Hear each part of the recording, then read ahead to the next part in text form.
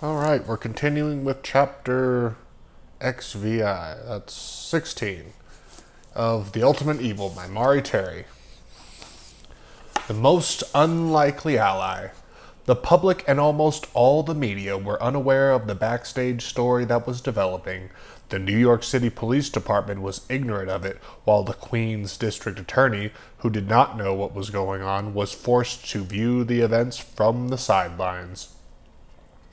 It is appropriate to let Berkowitz himself introduce the players, as he wrote to Lee Chase, his self-appointed Christian counselor in a western state. The following people are involved in working on this: Gilroy from Staten Island, Pinciak from the AP, West Coast you-know-who, D.A. Santucci, Middle of Silence Gallery, Sheriff Minot, North Dakota, Maury Terry, and Midigar, the authors of those stories.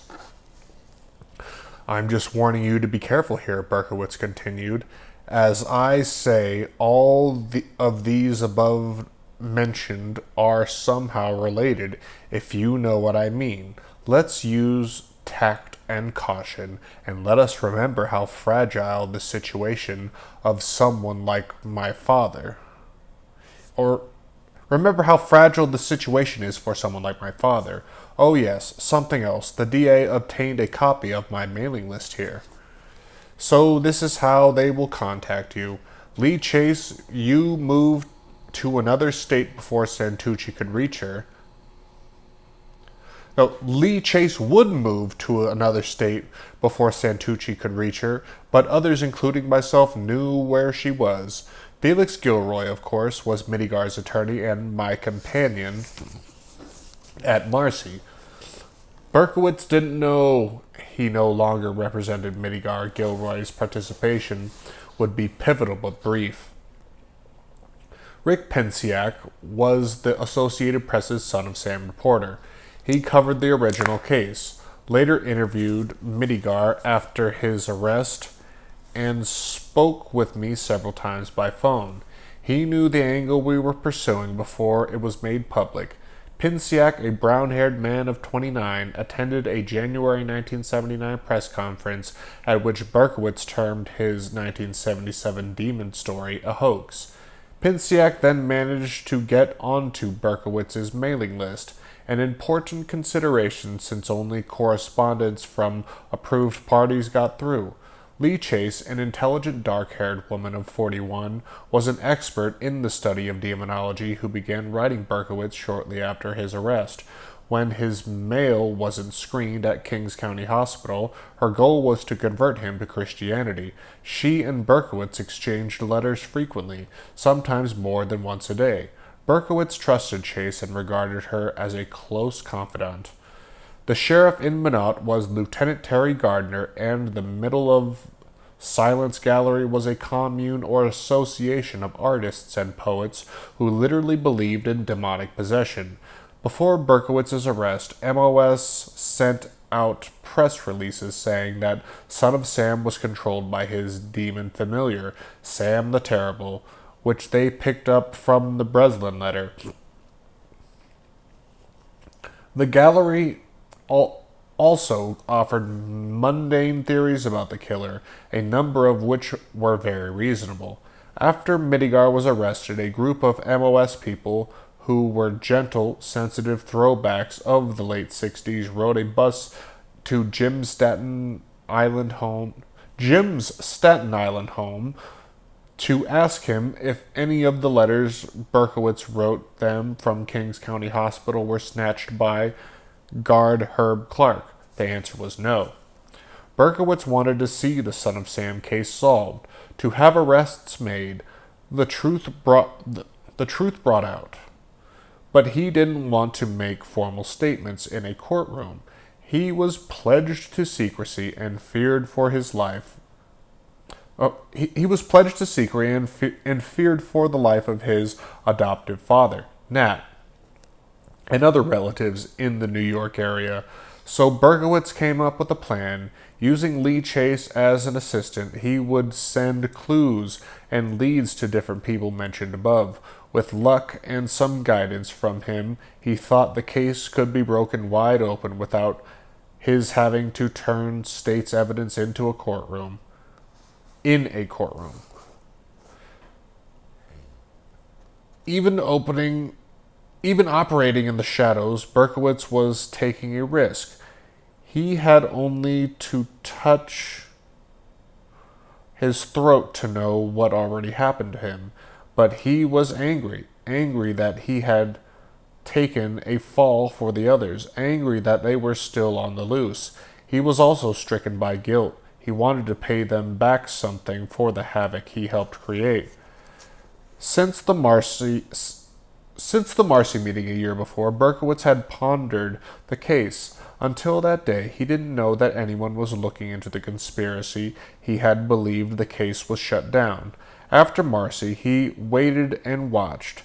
In July, after his throat was cut, he heard rumblings about the Moskowitz article we wrote. He didn't have the piece yet, but when he finally received it from a Westchester relative, his reaction, I was told, was one of extreme joy and satisfaction. He sent the clippings to Lee Chase and told her it was right on target. Pinsiak also said that Berkowitz especially liked the Moskowitz article. When Michael Card died, Berkowitz clipped a New York Times story on the death and mailed it out to Chase with the words "Occultists, the same sad end" written on it. In mid-October, Berkowitz caught the wind of the new NYPD investigation on October 15th before Santucci's probe was publicized. Berkowitz wrote to Lee Chase, "Gee, you picked up the most god-awful time to move. All this time we've been just goofing off when now it's very important. Look, this is very, very important, and I think you know what it's about. Now listen to me. I want you to get all the clippings you've got which deal with the animal sacrifices, especially dogs and cats if possible, but any will do. Next, everything those materials you don't hand on... Wait. Next, everything you've got on druids, modern-day druids, please do this. Also remember those materials you had on Bundy? I mean about those Ted slaying possibly being related to the occult. And of course, any clippings or papers you've got on a satanically linked professor, now make one copy of each article. What I must get a hold of are clippings or stories on cult groups or just plain satanic occult groups who sacrifice.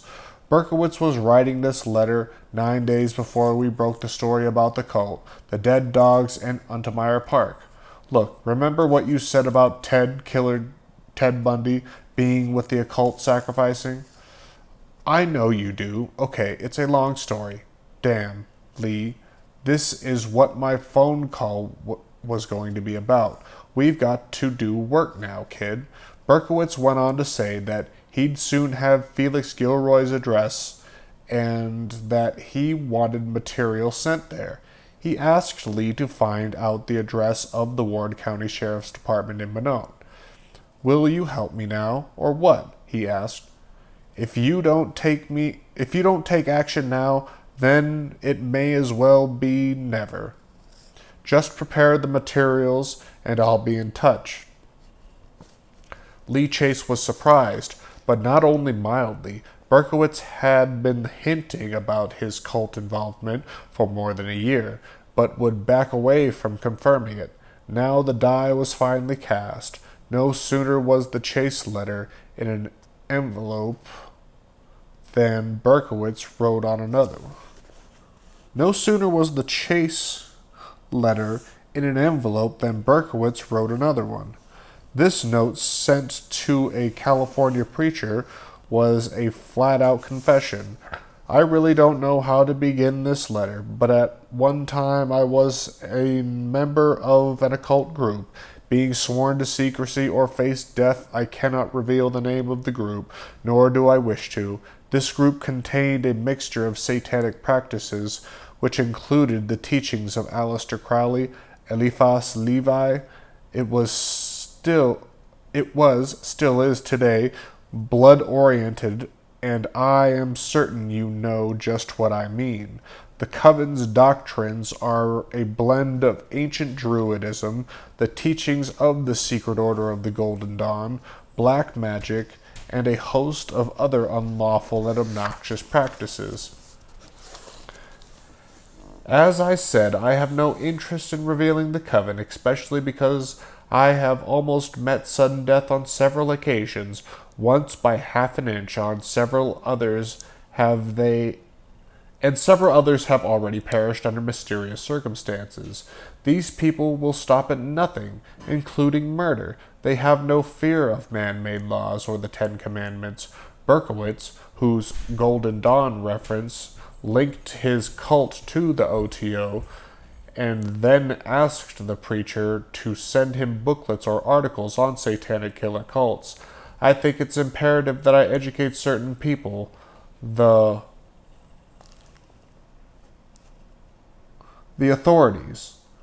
Actually, it is my duty as a citizen of this planet to do so, but it would be up to those concerned people to do their own investigating. Knowing the fearlessness and dedication this group possesses, I fear greatly for my family. Several days later, Berkowitz would send a similar letter to another minister. In it, he added, to break away completely is impossible because of a pact each member signs in his own blood. Also, each new and carefully screened recruit supplies a picture or pictures of all his or her family members, plus their addresses. These items are used, if necessary, as tools for blackmail, coercion, and eventually physically harm should one attempt to betray the group. I guess you could say that I mellowed with the time, and as a result of being away from direct influence. However, I do not want to leave it completely and I do want to leave it completely and quietly. A woman who lives on the West Coast has been counseling me. She's a Christian. To be honest, I'm not. Berkowitz, who would later add that influences of the Basque witches of Portugal and Spain were absorbed by this group with the other practices he mentioned, then told the Reverend, "You also seem trustworthy and reliable. Of course, I could be wrong. If I am, then my family could be harmed." He pledged the pastor to secrecy and asked for occult-related materials he could send to the authorities on the sly. That night, before going to sleep, Berkowitz typed out another note to Lee Chase. "Tonight I feel so haunted. Why, don't you remember when, quite a while back, I asked you about the Perry Lee who killed Alice Perry? Do you ever wonder? You were surprised and you asked me how I knew of the case. How did I? When you figure out the rest of the riddle, then just do what I asked you to do. Wishing you well. P.S. Don't worry, it wasn't me. However, why do you suppose I asked you about this case long ago?" He signed it, Love, David. 2 days later, on October 17th, Berkowitz again wrote Chase to urge her to expedite the job at hand. He added, "I know a great many things which few would ever believe as it stands now. Of course, and very importantly, many do not wish to know." Then, still not telling Chase he heard the case was reopened, Berkowitz said, "The son of Scratch, Sam Carr, and the devil. Case is closed. It is closed in the eyes of the public and the authorities. Good, so let it be. It's the best this way. It's a good job for police departments to catch criminals. It ain't my job. Whatever leads and clues they develop on the son of Sam, they develop. It ain't my job to do this either. What I'm trying to say is that In time, other criminals will slip up somewhere. Someone will come forward with corroborating information to help solve a given crime. Someone will get caught in the act. Then it's all off to jail. Still speaking about the Sam cult, Berkowitz added, the time will come, and it does seem soon, that many cases across the USA will be marked solved. The more crimes you commit, the greater the likelihood of capture. The more people you include in a group that enlarges in criminal activity, the greater the chances of someone ratting on you. Things are hot now for some, so I'll just sit back and wait. Several days later, in Minot, Lieutenant Terry Gardner received a book, The Anatomy of Witchcraft, which Berkowitz spirited out of prison to a friend. The book was mailed anonymously to Gardner from a zip code we traced to a particular post office in Lower Manhattan. On the dedication page in Berkowitz's unmistakable printing was a message, the Book of the Black Curse, and those not fearful to administer it, never to be caught, the evil which has permeated one's soul. On the title page, Berkowitz wrote, "You wouldn't believe who this book belonged to." He then listed 32 pages he wanted Gardner to study. On each of those, Berkowitz highlighted that was, in effect, his story and that of the cult. He understood a reference to Dr. Stephen Ward, who died in apparent suicide in England in the aftermath of Keeler Profumo scandal in the early 1960s. For Ward himself was a dabbler in the occult, and on his death there was a great deal of scurrying around among certain London practitioners to cover their traces. Ward was a close friend of socialite Klaus von Bülow, who was living in England at the time. Von Bülow, who later relocated to Manhattan and Newport, Rhode Island, would be charged with attempting to murder his wife, Sunny, via insulin injections. On another page, Berkowitz clearly underlined a passage in which the author, Peter Henning, related that much of his own occult knowledge was derived from the novels of Dennis Wheatley. Berkowitz underscored only Den Weedy, the home of John Wheatley's car. He was saying that much of his occult knowledge came from that source. On another page, Berkowitz underlined an additional passage concerning satanic cults in Britain. I have good reason estimating the membership of the cult to run into several thousand men and women. This is precisely what Berkowitz alluded to at Marcy a year earlier. Now the pieces were falling into place. He also highlighted a reference to a restaurant in Houston which would later prove significant, and would a sentence about bell ringing in a satanic service. He was giving us a church, a clue, although we didn't know it then. It was Berkowitz's highlighting of a chapter called Evil on the Coast, which set off the rockets, however. There he underlined a sentence in a section about the process. Thou shalt kill. They say they are dedicated to bringing about the end of the world by murder, violence, and chaos, but they, the chosen, will survive to build a new world of satanic glory. On the same page, with a specifically marked asterisk and brackets, Berkowitz zeroed in on a section about the Chingons, which research had shown was a process offshoot based in California. And in another letter to Chase, he'd written, California is the home of Chingon and other foul groups. We had the cult, I suspected, for nearly 2 years, but Berkowitz wasn't finished yet. On facing pages in that same chapter, he underlined passages about Charlie Mason's authority over his followers, including the assertion that Manson was a Christ/devil, another process link. He then underlined just 2 words, that Manson's disciples acted under orders. What, we asked, was so important about those 2 words? Berkowitz also underscored Sunset Strip, where the process hawked its wares. Further down, he underlined the shade of Aleister Crowley looms large in the area L.A.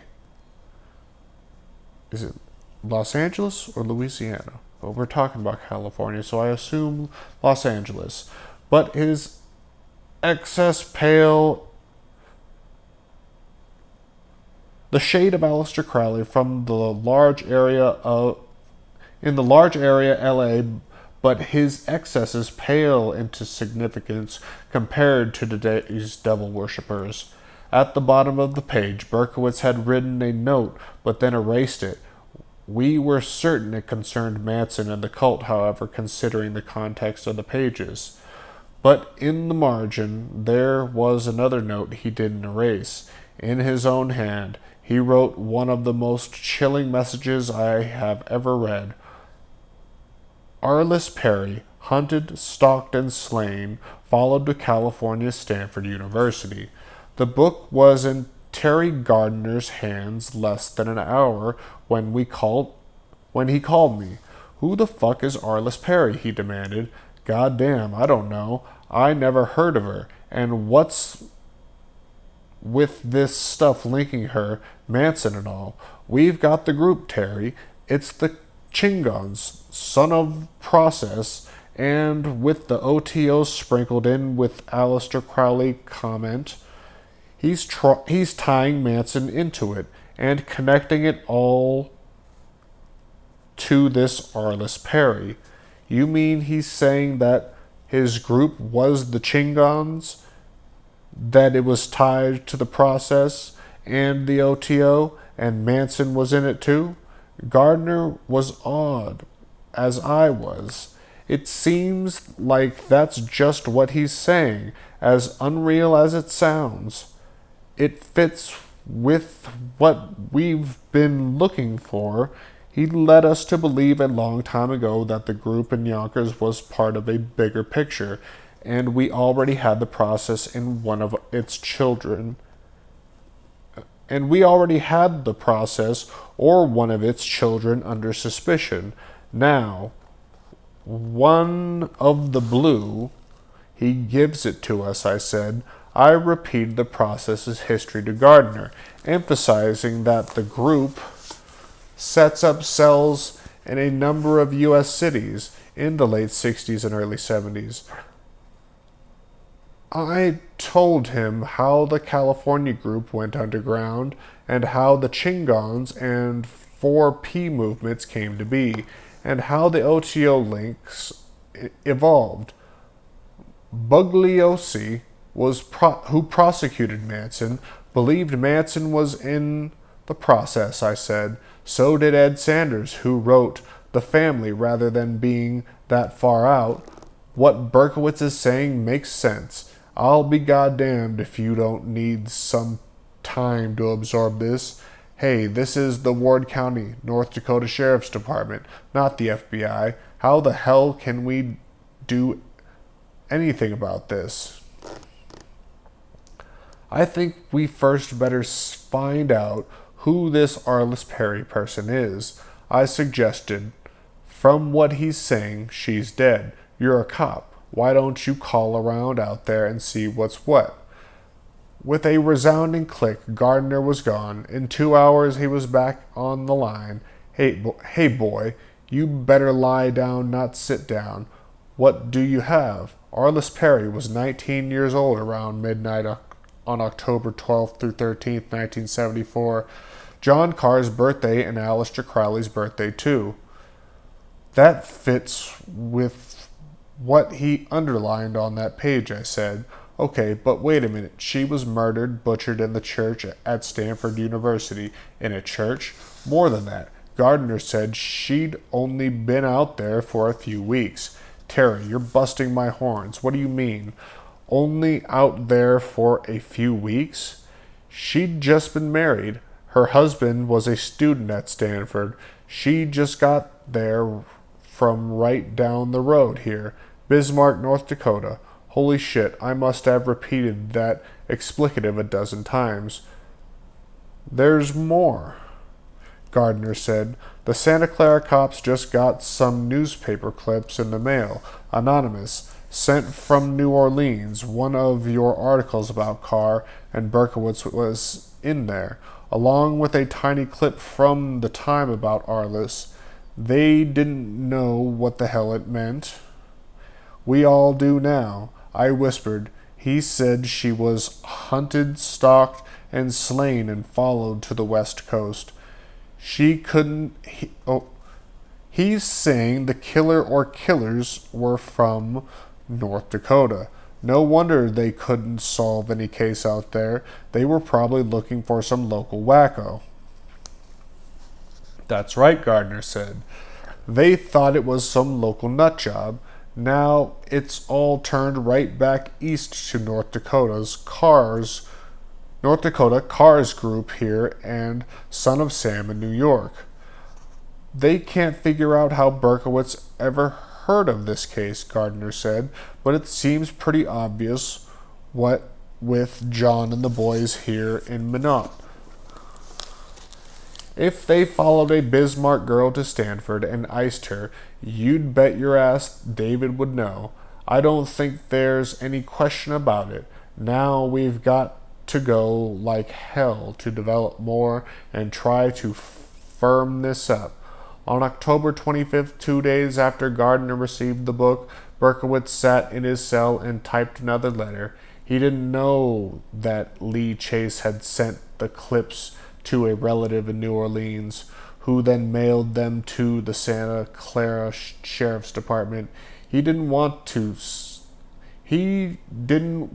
that step taken. He would be upset when he learned what she'd done. Berkowitz would have two reasons for being annoyed with Chase. First, he wanted to deal only with his select contacts, whom he knew were intimately familiar with the Son of Sam of John Carr cult case. Second, he was approaching this endeavor very seriously, and he didn't want to lose credibility. He was afraid that would happen if anonymous clips showed up if anonymous clips showed up at an alien sheriff's department. If his own sources made inquiries, that was one thing, because they could explain the situation to Santa Clara, but not the other way. Berkowitz would soon write Chase to chastise her, but first he had this other letter to get out. Berkowitz remembered Marcy very well. He had thought about that day for a year now. Until that misty morning, he thought no one was looking into the conspiracy angles since guard Herb Clark disappeared and Midigar was arrested. He then waited and watched, and finally put two and two together. He reasoned, correctly, that the people he met at Marcy had to be the ones behind Gardner and Santucci's new investigation. He didn't know that it was me, by name, who was Felix Gilroy that day, and who had supplied Gilroy with the conspiracy questions. But through his friend, Denise, in New York City, he'd now obtained Gilroy's Staten Island address. On the 25th, he sent an astonishing letter to the attorney. A long time ago we met in Central Park, New York, a long time ago we met in the Central New York Psychiatric Center. because of a court order which required you to question me. I was evasive and I still am.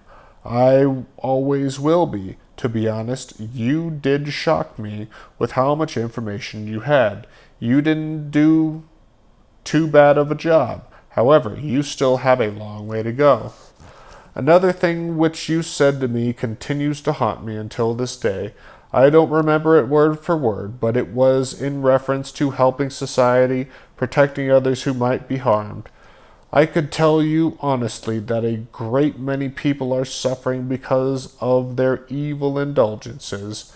There are certain powerful persons who are able to gain entrance into other people's minds and souls. If you asked about Satanists, I'm not talking of thrill seekers who hang onto and join every anti-establishment group which comes along. I'm not talking about those who remain on the fringe of such groups. My letter is in reference to the elite and dedicate hardcore members of occult groups. You see, these people cannot be taken lightly. Please try to understand their philosophy of life and society. They have no fear of man-made laws, nor the laws of God. To them, murder comes easy. Being anti-God, they love nothing better than a good kill. These people will stop at nothing in order to fulfill their desires. They have the complete ability to elude the police and to cover their tracks completely. Many members of these hidden and secret groups are participating in their own free wills. Others aren't. Yet they are there to observe every command and complete every task without question. Lost souls, half-mad zombies they are. Mr. Gilroy, there is a very important key that cannot be overlooked. It all ends in tragedy. So many people who have followed the left-handed path, black magic, have either sudden via death accident, suicide, or murder, or they have suffered financial loss, the ruination of their reputations, or they just ended up totally insane. It is the same sad story. John and Michael are dead. My life is ruined too, and I also came close to death several months ago. Personally, I think it's best if you leave this alone, or whoever else started this investigation, just drop it. It's for your own good. It is you who started all this, right? Look, there are people out there who are animals. They are people who are a fearless lot. They hate God. I'm not talking about common criminals. You know who I'm talking about. There are people who follow a chosen lamb throughout the ends of the earth. If they feel that this person is the next one, well, they have money. They have brains and hate. They will even kill in a church. Do you think I'm joking? Do you think I'm just bending your ear? Well, do this. Do this quickly. I'm serious. Call Santa Clara Sheriff's Office, California. This is by Santa Clara University and close to Stanford University. Please ask one of the sheriffs who have been there since late 74. What happened to Arliss Perry? Remember this name, Arliss Perry. Please don't let them give you the psychopathic homicidal maniac line or something similar. They know she was murdered. They cannot tell you who did it or why, and no sex crime, no random murder. Ask them where she was killed. Then ask them how.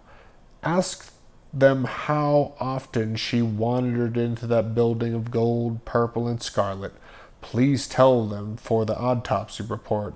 Let the police provide you with everything, every little detail. Make them tell you what she went through. Don't let them skip one single perverted atrocity that was committed on her tiny, slender little body. Let the Santa Clara police tell you all. Oh, yeah, lastly, and this is important, make sure you ask them where she lived. I mean, where she came from. Doing this will solve the whole case. Back in little tiny B dash. That's the end. It's just B. Okay. This is where the answer lies. Bismarck, or that place in North Dakota? B dash. This is where the answer lies. The place state with the lowest crime rate of anywhere. Some areas are accessible only by horseback and four-wheel drive. Plenty of open land and fresh, clean air. No crime. No death penalty. Rugged terrain. Buffalo, grizzly bear, rattlesnakes, badlands, tiny cities, big lakes, etc. Few police are ever visible, or rarely to be seen. Open plains, all wheat and oats. I'm serious about all this. There is no reason why I shouldn't be. Sir, Satanists, genuine ones, are peculiar people. They aren't ignorant peasants or semi-illiterative natives. Rather, their ranks are filled with doctors, lawyers, businessmen, and basically highly responsible citizens. They are normal on the outside, at least. They are not a careless group who are apt to make mistakes, but they are secretive and bonded together by a common need and a desire to mete out havoc on society.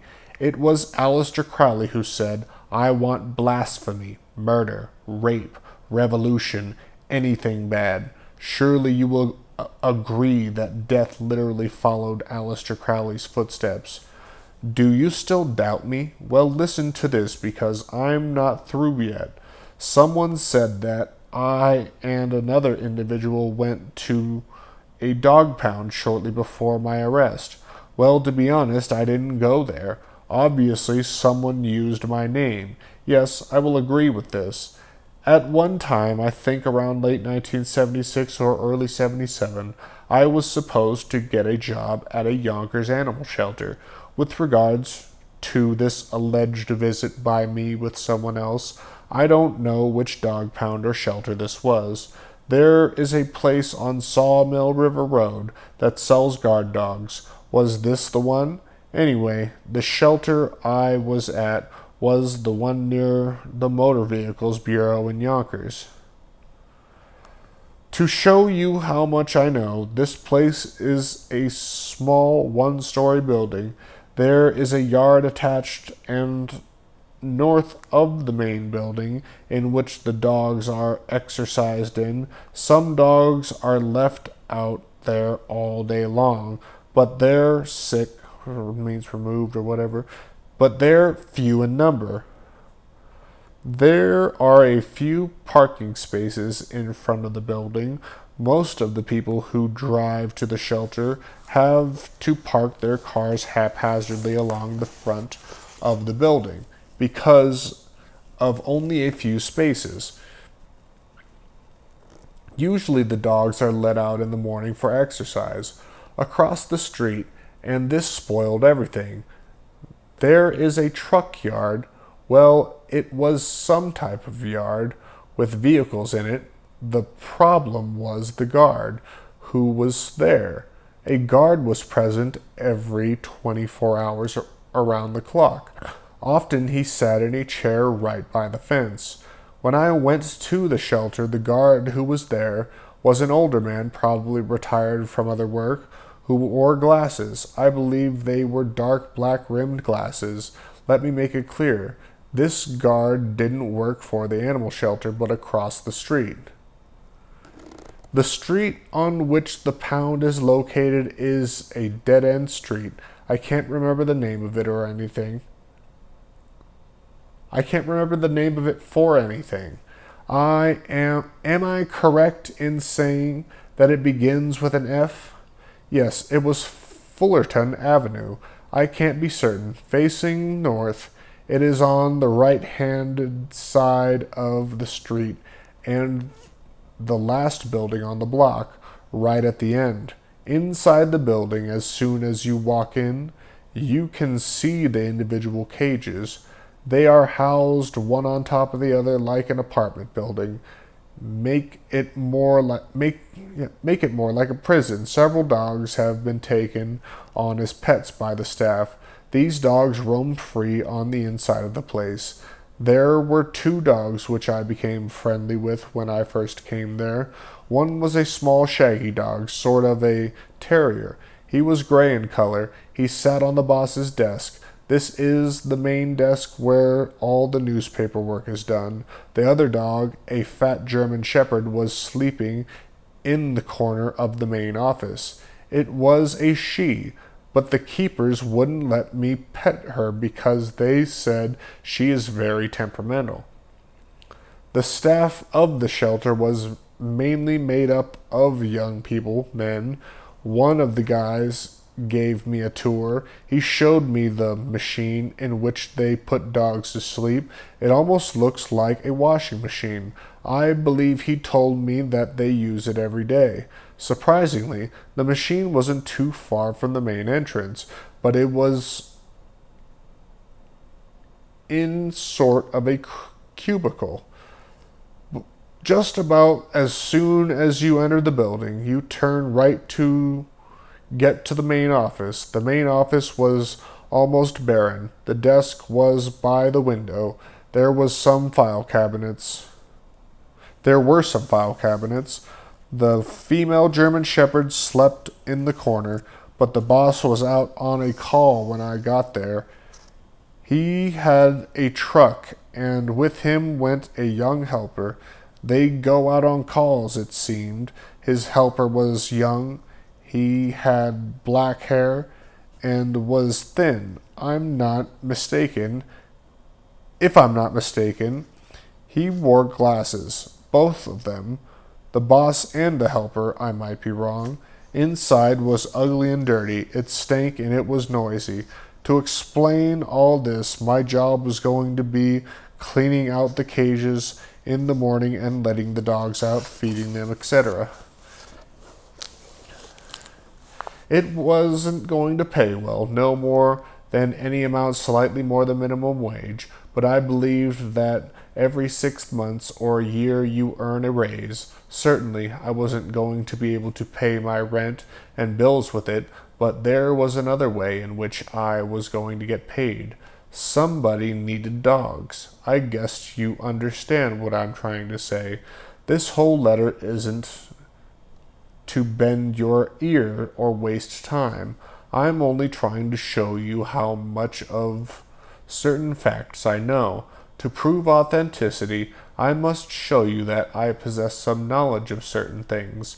Without providing you with the names, I'll never do this.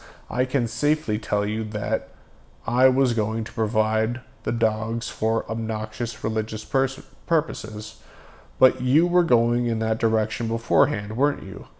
I filled out the application for the job, providing them with former employers and all other information they asked for on the form, which was kept in a file cabinet by the desk in the main office.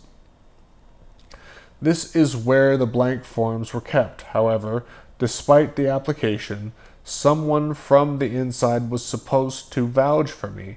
It was all set up for me to get the job. Perhaps they chose someone else. You see, being that I was older than most of the other workers, the idea was that I was quickly going to advance in responsibility and seniority. Then I would have possessed many of the main and important keys. This was to let a few dogs out at night. I mean, take them out. Of course, this wasn't going to happen during business hours.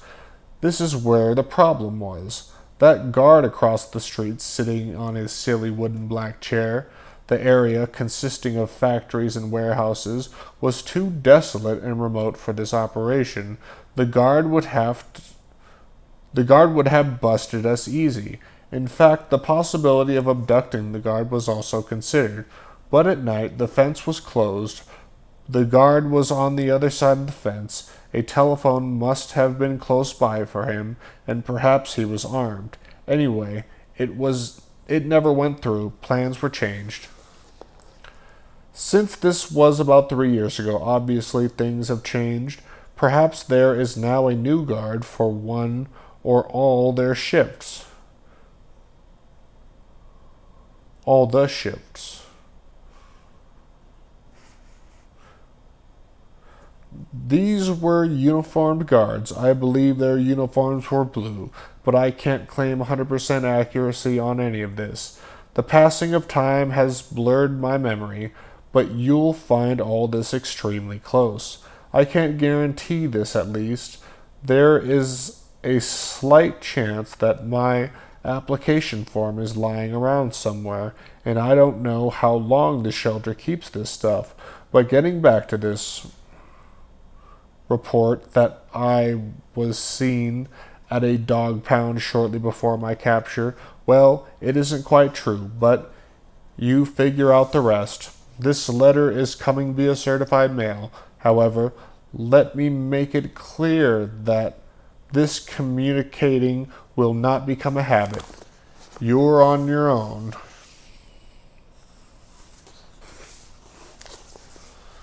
Whatever you find out, then it's yours.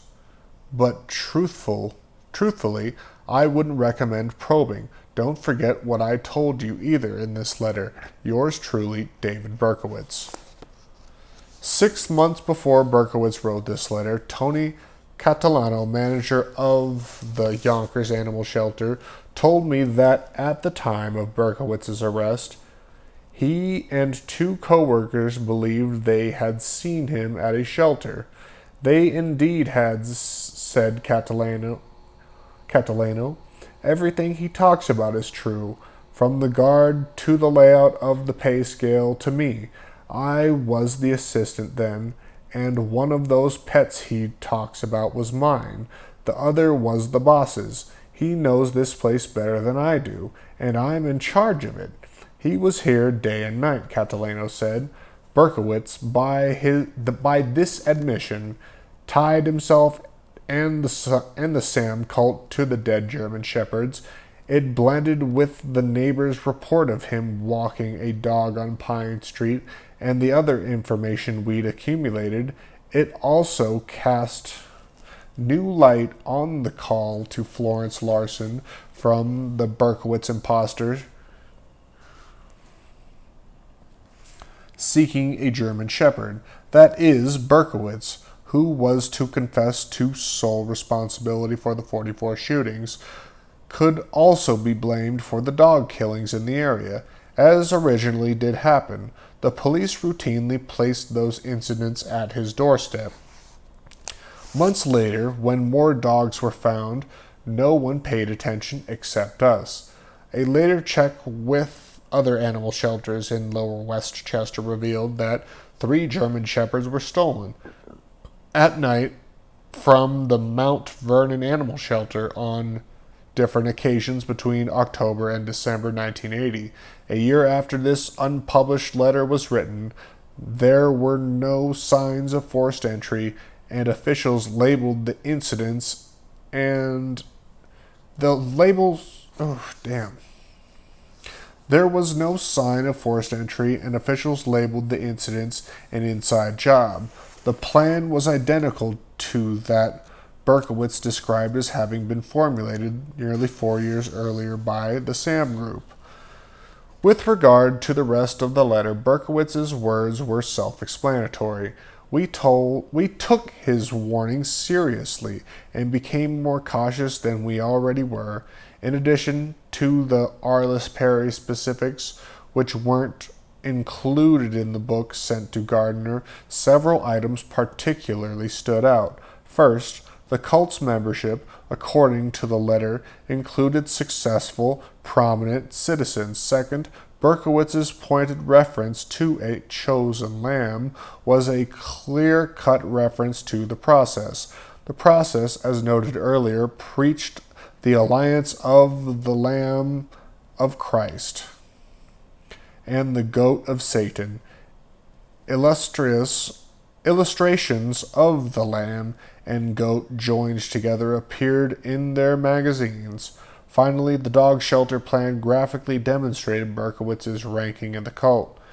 He wasn't a leader, not by a long shot. Would someone with authority in the group be chosen to clean out the dog cages? And by extension, would someone picked to do that work be capable of devising the plans which would successfully frustrate the biggest manhunt NYPD history for so long? And could he be by himself composite the Breslin letter as renowned handwriting expert Charles Hamilton insisted he didn't? In Attica prison, the clue dissemination effort continued. Unaware that we were scrambling frantically in New York and Minot on the Arliss Perry matter, Berkowitz wrote to Lee Chase on October 26, asking her again to send our material on Operation Photo. Send out material on Operation Photo, which was the code name the Clue program was given. Berkowitz told her, "Remain anonymous, leave my name out of it. All this material is our helpmates for someone doing a very important investigation. Here's your chance to help, but leave out anything you've got on the Admiral's daughter, Arliss Perry. By the way, I know you did it, not me, but someone from the past whom I'd had the privilege of meeting. If you want to call it a privilege, I'm not certain that it was." Turning from Chase, Berkowitz mailed a packet of occult-related material to Gardner and Minot. The pamphlets explaining the dangers of Satanism were those he'd just received back from one of the preachers to whom he'd written. In a note to Gardner, Berkowitz asked, "Sir, you making any progress? I doubt if you are. I doubt if you can," he added. "This is all just to let you know what you are up against. Forget it. It's a losing battle." Attached to the Satanic material was something that just didn't fit in. It was a newspaper clipping about the 1979 crash of an Air Force F-106 jet in Montana. "I couldn't understand it," Gardner said, "and then I checked with the Air Force. We learned that when John Carr was stationed in Minot, he was a mechanic who worked exclusively on the F-106.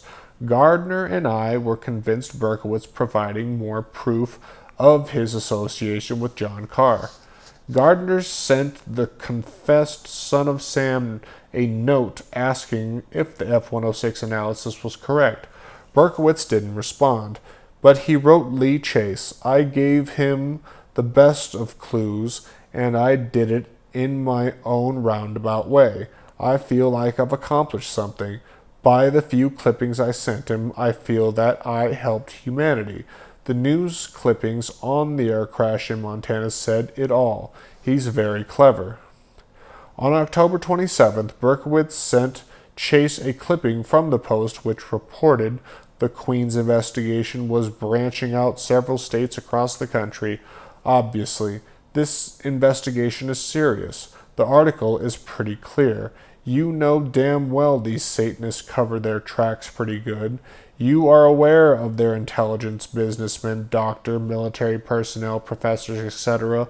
Cults, as you know, flourish around college campuses. They flourish around military bases, too. Drugs flow all over these two places. Universities and bases. Young servicemen and young college students are involved in sexual relations, so mix two of them up, put them near each other, and what do you have? You've got a pretty wild dedication and nasty bunch of young zealots, anti-establishment devil worshippers, and what a deadly mixture it is. My. Didn't Miss Perry wander around the Stanford campus frequently? Well, start adding, kid. What have we got here? Arliss Perry did frequently wander the Stanford campus, but the fact was never made public.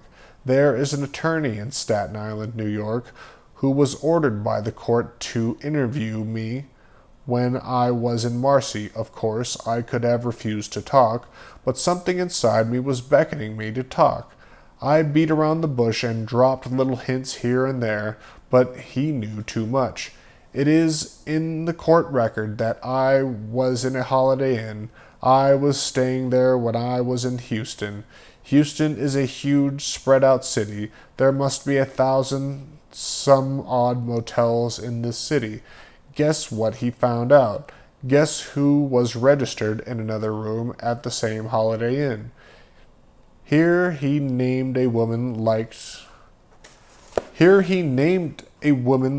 to the case. She was down in Houston where I was. This is why I only stayed at my friend Dan's, Billy Dan Parker, for a few days. I couldn't stay longer because I had other plans. There was my attempt to get a job with the Yonkers Animal Shelter. The guy knew about the cigarettes in my car, not my pack of butts. We didn't know. Oh, so many things. I can't go into it all. All this is unpublished. Truly, it is a major cover-up. All of this, all that went on in Marcy, has been forgotten by the detectives, but they knew of the numerous inconsistencies, the numerous unanswered questions, etc. God, there is so much, honestly. I could probably type 10 full pages detailing every inconsistency, even every known fact that I wasn't alone, that it wasn't me. The gun in my possession is all they've got. But if they only knew the real motive, all this would have driven Sherlock Holmes to drink. This will be another Martin Luther King and Kennedy thing. Lee, I know it all. The others are gone, dead, took off to the prairies. Lee, all this takes is common sense. You've got common sense. Unfortunately, not everyone else does. Let's go back for a moment to when I was first arrested. Remember the hysterics? Not me. The citizens of New York. Remember the demands for my execution? Kill him. Die, Dick Berkowitz, die. Remember the district attorneys and their pledges to convict at any cost? You must not forget the pressures, the terror, the madness, the publicity, the pressure on the police to wrap the case up and catch their man, the disgusting press, etc.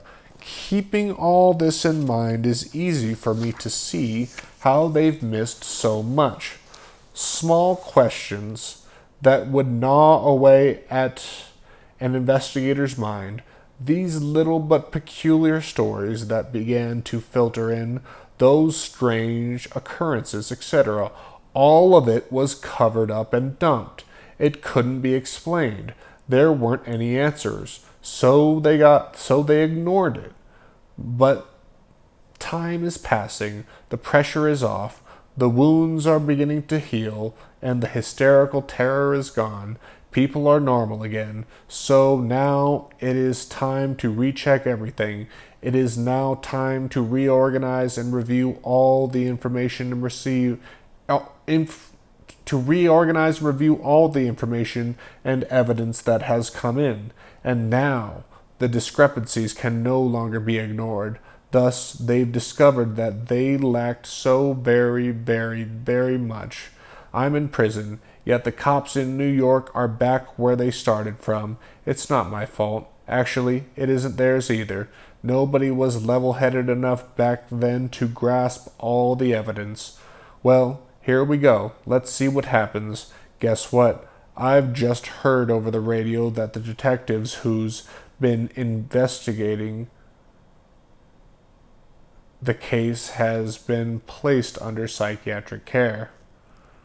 The NYPD has announced a standstill in the investigation because of this officer's mental state. I swear, I just heard this. Now I'll have to wait for the newspapers to elaborate. These 30-second news radio items don't reveal much detail. More tomorrow. And so ended the month of October 1979. As November dawned, Detective Hank Sinoti was on the blocks, the NYPD was out of the case, and Santucci's probe surged forward. Gilroy and I made the DA aware of the Arliss Perry matter, which Santucci's office left in the hands of Gardner, Mike Knoop, and me. The Santa Clara Sheriff's Department was briefed on the entire investigation. There, Detective Sergeant Ken Kahn and Tom Beck agreed to sit tight. In a conversation with Kahn, I said that Berkowitz was talking somewhat, providing assistance, and recommended that they let matters be. We don't want to spook him, Gardner chimed in. The entire backstage effort was conducted out of the public eye, but in early November, I encouraged Gardner to let it be known publicly that Berkowitz sent him the packet of satanic materials. That's all we let out, I promised. But it will at least let people know that Berkowitz is aware of what's going on and hasn't denied anything. Gardner consented, and on Monday, November 5th, Gannett and Minot Daily News broke the story. In North Dakota, which now had the Son of Sam case in its backyard, the article was bannered in a huge front-page headline, Berkowitz to Gardner, you fight Satan's forces. The lieutenant's picture and that of Berkowitz accompanied the piece. In Westchester, we played the story on the bottom of page 1. Once again, the New York Post picked up the article, prolonged Gardner, and rewrote its own version of Tuesday, November 6th. In its headline, the Post said that Berkowitz was sending taunting mail to Gardner, and that he'd attached a note in childish handwriting. I knew why the Post used that terminology, to differentiate Berkowitz's writing from the neatly printed Breslin letter, but Berkowitz was doubtfully miffed. He told Chase that he wasn't taunting anybody, that he was trying to help. That childish scrawl just so happens to be the way I write. Sorry. Berkowitz was annoyed that his correspondence with Gardner reached the public. Chase called Gardner, who wrote and assured Berkowitz it wouldn't happen again. Berkowitz also wryly commented on writing expert Charles Hamilton's evaluation of his penmanship and spelling ability that appeared in our articles. The bum, the nerve of him stating that I'm not intelligent enough and that sensible writing is above me. Ha! He's got some nerve, truly. I was kind of insulted. I'm not that dumb. I mean dumb, am I? Chase, reluctant to photocopy extensive material for Berkowitz, wrote and told him so. He wasn't thrilled. Okay, I get the hint. So forget about photocopying. This wasn't going to be another nothing venture. These two, one of them from New York and one from North Dakota, are trying to uncover a satanic coven. It isn't a wild goose chase. It's for real. Since they really don't know what they're looking for, your stuff would have helped. But okay, pass it up. One of the guys who is trying to uncover this occult group is a man who was investigating this satanic angle just after my capture. If you could only know all that he's uncovered, I'm certain you'd flee immediately to help him here in New York. Berkowitz was referring to Gilroy. he still hadn't connected me to the Marcy questions. Several days later, Berkowitz had a problem he wanted to share with Chase. Obviously, my father is following this new investigation closely. He is concerned and is continually asking questions. He wants answers. I'm trying to dodge him, but he's persistent. Naturally, he wants me to talk. David, tell the truth. Well, it's not that easy. You understand why. You know the dangers, so forget about Operation Photo. I could talk tomorrow, but it isn't easy to substantiate what I say. There's the question of what district attorney is willing. None are. Santucci bit off more than he could chew. It's obvious he realizes this now. The evidence is so overwhelming that only an idiot could ignore it, deny it, and leave it. The evidence is there, but who is the guilty party? Who else besides Burke? They need names, dates, places, and other witnesses to acknowledge and agree with each other as to the facts. John Santucci may have not bitten off more than he could chew, but he was rapidly discovering that the case was a maze of complexities and subplots. Still, the district attorney's probe moved onward. Herb Leifer, George Bird, Tom Muldridge, Michael Artementi, Tom McCarthy, and other assistants toiled well into the nights. McCarthy phoned one November morning to tell me that investigators were about to call Berkowitz's friend Denise to question her. I explained that it could be wiser to leave her alone for the time. She's very close to him, I said, and he thinks she's panicky. It could hurt rather than help. McCarthy turned the phone over to Mike Artementi, and we discussed the matter for 10 minutes. In the end, Artementi agreed to let Denise be for the present. Santucci's probers weren't as compliant on another subject, however. Aware that Berkowitz was writing Chase with specific detail, they tried to find her, only to learn she'd moved and left no forwarding addresses. Purposely, Berkowitz had tipped her off that Santucci would be looking for her. Santucci's investigators had unearthed a considerable amount of information about the Carr brothers and others, but more evidence linking those still living to the 44 killings themselves was needed.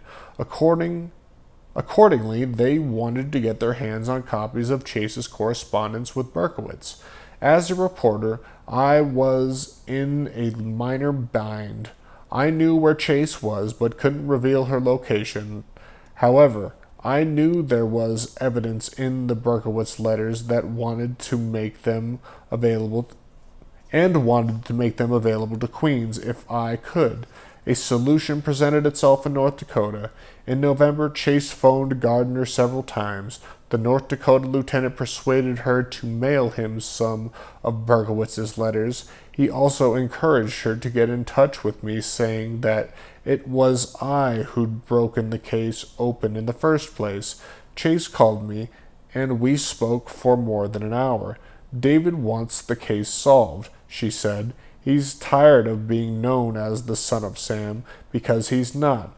There were a bunch of them, but he's petrified about going into a courtroom, and he's afraid the cult will kill his family if he comes forward. That's why he's doing it this way. Chase urged me to find a way to get on Berkowitz's mailing list, and agreed to send me copies of all her pertinent correspondence with him. It's yours. Use it as you need to. This has got to be brought out, but don't give up my name or number to anyone there. Herb Leifer knew Chase's name from Berkowitz's mailing list, and he was disappointed that I wouldn't put him in touch with her, but with her permission, I supplied him with edited copies of the most relevant letters, omitting all personal details from them, So the DA's office finally had Berkowitz's own frank admission to ponder and add this to the evidence file. It's all here, said Leifer. But who the hell do we arrest? The Carrs and Howard Weiss are dead. And we don't have enough yet on these other people. This is going to be a long, difficult haul. We could sure use David's confirmation about them, he added, and we'd need more than David's statement since he's a co-conspirator. You can't convict on just the testimony of an accomplice. We've got to put some of these people at the crime scene or into this group via other evidence too. I see what you mean, I answered. He's given us John and Michael, but he says he won't testify. So, in more ways than one, this independent evidence is crucial. Knowing something to be true and being able to prove it in court are two different things, Leifer lamented. So we just keep working. Leifer then went through the list of suspects, which had expanded because of the public provided some solid leads after the publication of the newspaper articles. Too many candidates, he said. If we've got this cult, there are over 20 people involved in one way or the other. But who are the shooters? Who are the lookouts and wheelmen? And who planned it all? Well, I said, Berkowitz was a shooter. John Carr, maybe Michael. We don't know who shot Stacy Moskowitz, except the evidence and the sketches say it wasn't any of them. We've got Ski Cap and the Volcarichain scene too, and that wasn't any of them. I think Ski Cap might have been a woman, Leifer said. Me too. It was warm that night, and yet this hat was worn, and me too. It was warm that night, and yet this hat was worn, and none was worn at any other shootings that we know of. The hat would hide longer hair, and the witness said that the person looked to be 16 to 18 years old. That could be because of the softer features a woman would have.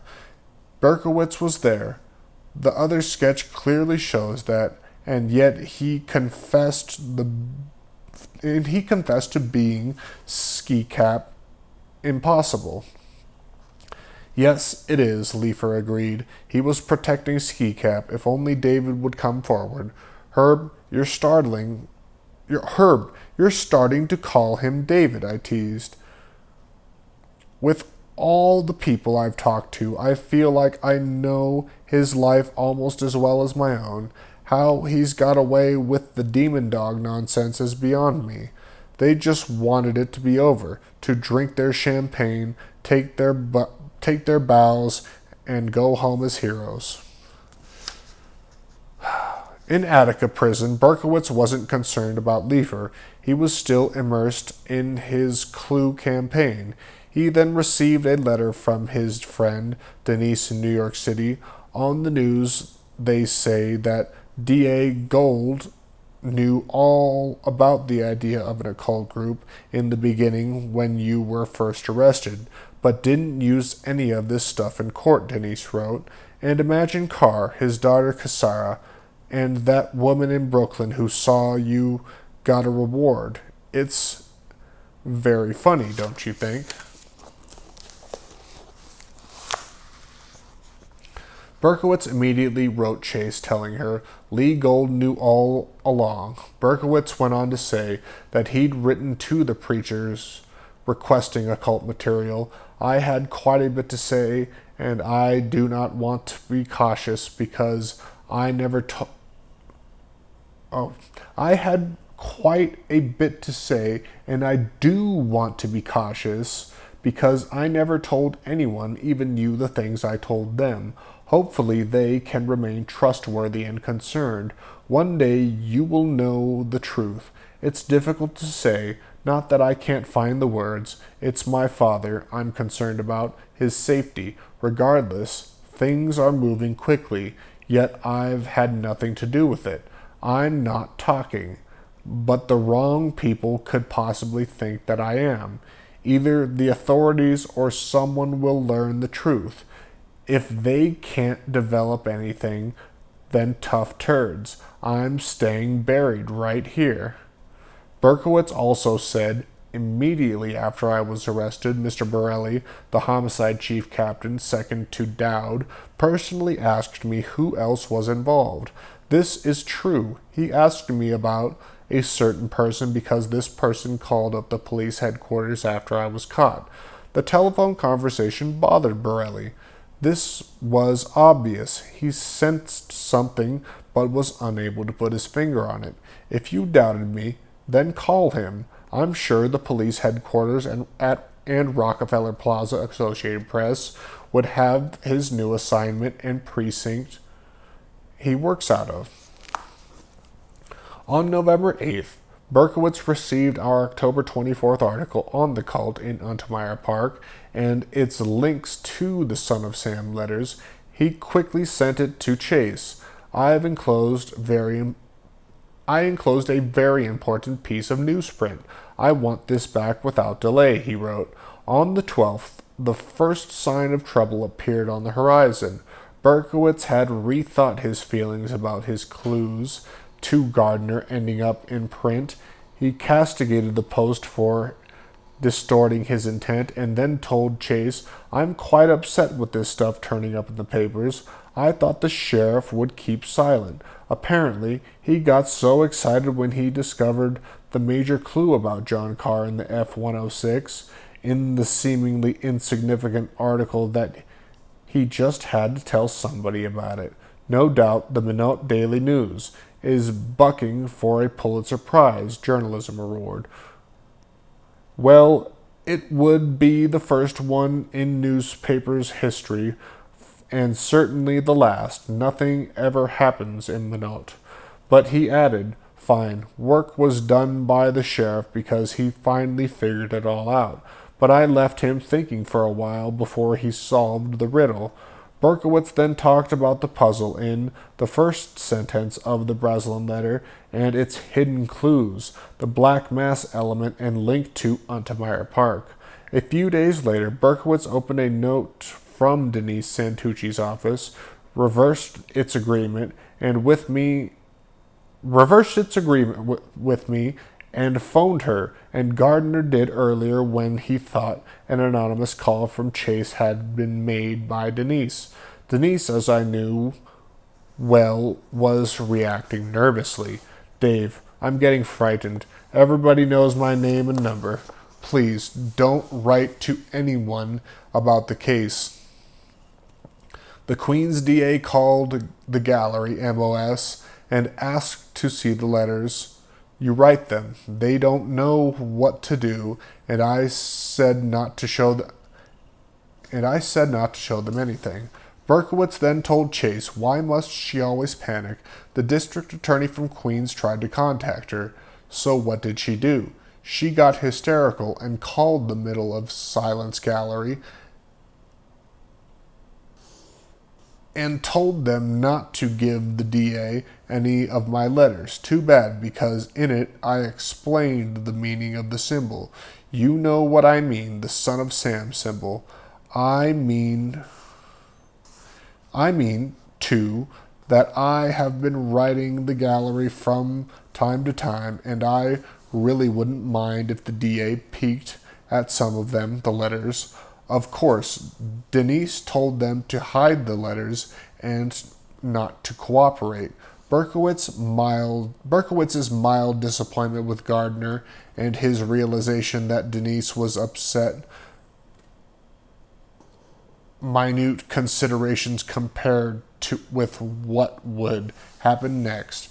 Some serious trouble was awaiting in the wings. That's it for today.